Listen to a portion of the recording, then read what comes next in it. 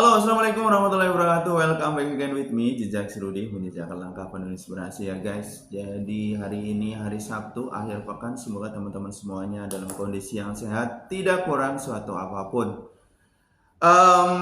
Masih di Rudi Basuki Bicara.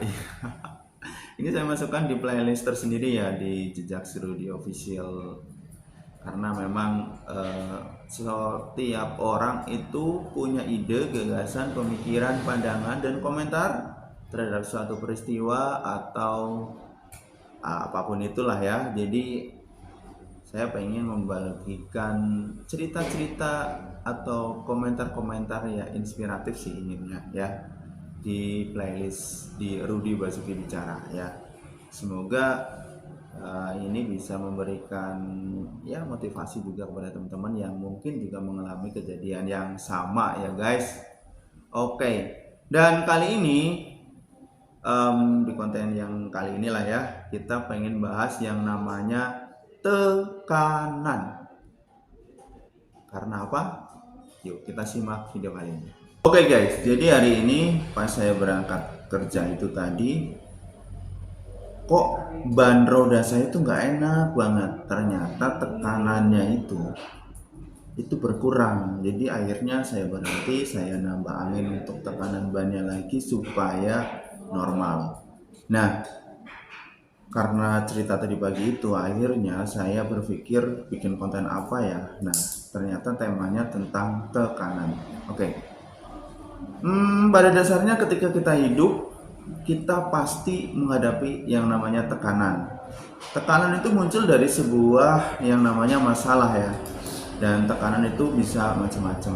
Tekanan dalam pekerjaan, harus menyelesaikan pekerjaan ya deadline lah seperti itu, atau harus closing nih sales ini ya us. Nah, terus juga mungkin tekanan dalam kehidupan pribadi, tekanan dalam kehidupan keluarga. Intinya bahwa setiap manusia yang masih hidup itu pasti mempunyai tekanan. Bahkan saya pikir orang-orang yang kaya pun mereka itu sebenarnya punya tekanan, cuman ya kita nggak tahu ya tekanannya seperti apa.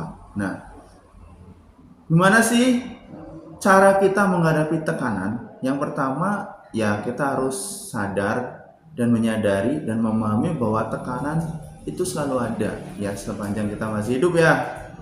Bagaimanapun masalah kehidupan itu pasti ada. Jadi ketika ada masalah berarti ada tekanan gitu ya. Itu yang pertama. Yang kedua, tipe-tipe orang dalam menghadapi tekanan itu kan macam-macam ya. Nah, saya pernah baca dan mungkin saya share juga kepada teman-teman bahwa ada 4 tipe orang dalam menghadapi tekanan. Tipenya apa saja? Yang pertama itu tipe orang dengan sebutannya tipe kayu rapuh.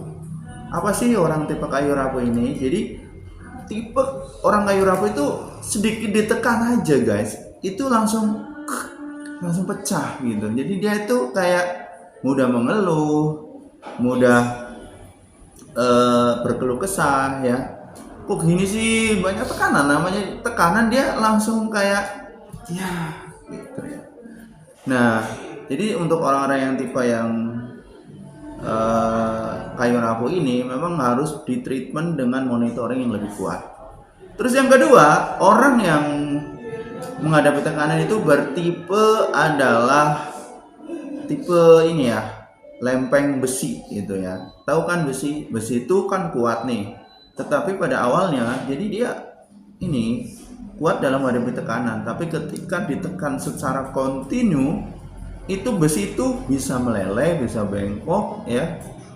Nah, bisa berubah bentuk. Jadi ya memang perlu kestabilan sih, dan dia harus belajar lagi cara menghadapi tekanan. Ketika menghadapi tekanan ya, itu awalnya oke nih, kuat nih, tetapi begitu beberapa selang waktu, orang yang dengan tipe lempeng besi ini dia langsung ya lemah gitu menghadapi tekanan.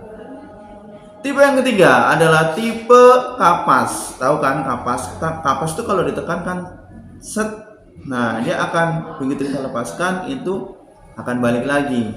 Nah, tipe orang dengan tipe kapas ini dia sangat fleksibel dalam menghadapi tekanan. Jadi dia ya enjoy aja lah tekanan, dia akan kembali lagi ke semula. Nah, yang paling bagus ya orang dengan tipe yang keempat, yaitu tipe bola pingpong. Ya, jadi tipe dengan bola pingpong ini artinya orang kalau semakin dia ditekan, dia tuh akan balik gitu loh. Semakin kan bola pingpong seperti itu ya guys, ditekan lalu baliknya lebih kuat gitu. Nah, itu juga sangat bagus untuk kita tipe bola pingpong. Tapi apakah orang selalu dengan tipe kepribadian tipe kayu rapuh? Nah, itu sebenarnya orang itu bisa bergerak dari kayu rapuh, lempeng besi, kapas, akhirnya ke bola pingpong. Jadi tidak ada yang stuck di satu tipe aja. Jadi itu ya, jadi tergantung orangnya dalam menghadapi tekanan tersebut sesuai dengan tipe-tipe orangnya tadi. Yang ketiga, tekanan itu ya harus dihadapi guys, harus dilawan. Jangan lari dari masalah, jangan lari dari tekanan. Karena ketika kalian atau kita semuanya lari dari tekanan, sebenarnya itu bukan menyelesaikan sih, tapi ya justru akan semakin banyak tekanan-tekanan yang muncul ya. Jadi kalau teman-teman semuanya menghadapi tekanan, jangan lari, ya hadapi saja dengan usaha, dengan solusi yang diambil. Yang keempat, ya pada akhirnya kita ini manusia ya, jadi ya namanya manusia pasti punya keterbatasan. Yang keempat, berserah diri atas usaha yang sudah kita lakukan dalam menghadapi tekanan-tekanan tersebut ya. Jadi tekanan ini membuat kita semakin dewasa.